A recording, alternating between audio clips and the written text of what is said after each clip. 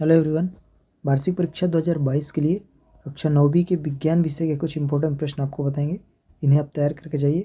इससे पहले भी कुछ इंपॉर्टेंट प्रश्न आपको बताए गए थे।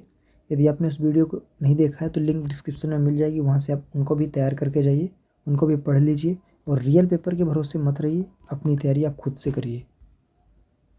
देखिए, सही विकल्प चुनकर लिखिएगा। पहला प्रश्न है, दाब बढ़ाने पर निम्न में से किसके आयतन में कमी होती है? ठोस, द्रव या गैस? तो तीनों हो जाएगा। डी नंबर इसका सही आंसर है।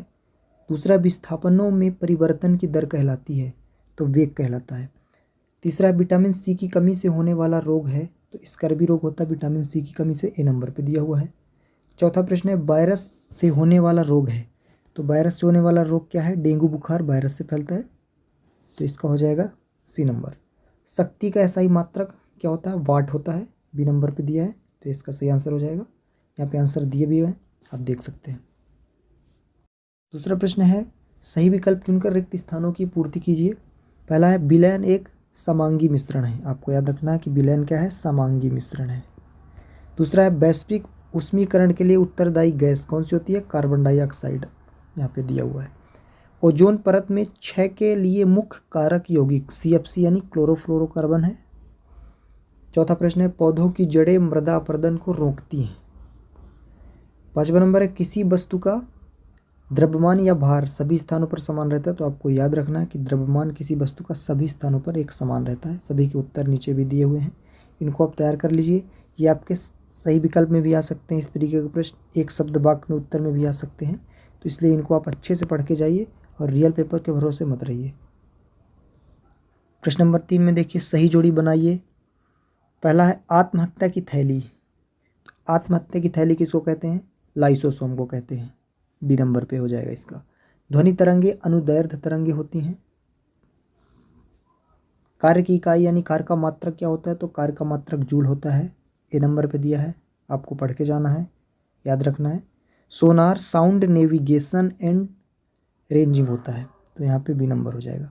अवोगाद्रो संख्या होती है 6.022 गुणे 10 की घाते 23, तो इसका सी नंबर हो जाएगा। प्रश्न नंबर 4 देखिए, एक वाक्य में उत्तर लिखिए है, जिसका पहला प्रश्न, पृथ्वी की सतह पर गुरुत्वीय त्वरण का मान कितना होता है? तो आपको याद रखना है 9.8 मीटर प्रति सेकंड स्क्वायर, या 9.8 मीटर सेकंड की घात में -2 कर देंगे।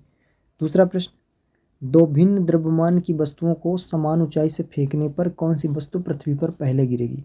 तो आपको याद रखना है कि दोनों वस्तुएं एक ही साथ पृथ्वी पर गिरेंगी। तीसरा है, WHO का पूरा नाम क्या है? तो हिंदी में लिखेंगे तो विश्व स्वास्थ्य संगठन, और इंग्लिश में लिखना चाहते हैं तो देखिए यहाँ पे दिया हुआ है वर्ल्ड हेल्थ ऑर्गेनाइजेशन, ये WHO का पूरा नाम है। चौथा है, किसी वस्तु का चंद्रमा पर भार पृथ्वी पर वस्तु के भार का कितना गुना होगा? तो 1/6 गुना, आपको याद रखना कि 1/6 गुना होगा। पांचवा नंबर है, IUPAC का पूरा नाम क्या होगा? तो यहाँ पे आप देखिए, हिंदी में शुद्ध एवं अनुप्रायोगिक रसायन का अंतर्राष्ट्रीय संघ, या इंग्लिश में लिखना चाहते हैं तो यहाँ पे देख लीजिए दिया है international union of pure and applied chemistry. इसके अलावा देखेंगे कुछ और इम्पोर्टेंट प्रश्न जो आपके 2-2 नंबर 3-3 नंबर में आ सकते हैं, तो इनको भी आपको पढ़ के जाना है। देखिए, 2 अंक और 3 अंक वाले प्रश्न किस तरीके से आते हैं। दूरी विस्थापन में 2 अंतर, त्वरण की परिभाषा SI मात्रक में लिखिए। इलेक्ट्रॉन, प्रोटॉन एवं न्यूट्रॉन के खोजकर्ताओं के नाम लिखिए। क्लोरीन के 2 समस्थानिकों के सूत्र लिखिए। माइटोकॉन्ड्रिया को कोशिका का बिजली घर क्यों कहते हैं? बहुत ही महत्वपूर्ण प्रश्न है, आप इन सब प्रश्नों को पढ़ के जाइए। रंध्र के क्या कार्य हैं? यानी रंध्र के कार्य आपको पढ़ना है, कई बार आ चुका है, इस बार भी आ सकता है। मोनेरा जगत के कोई 2 लक्षण लिखिए। आवृत्तबीजी के 2 लक्षण लिखिए।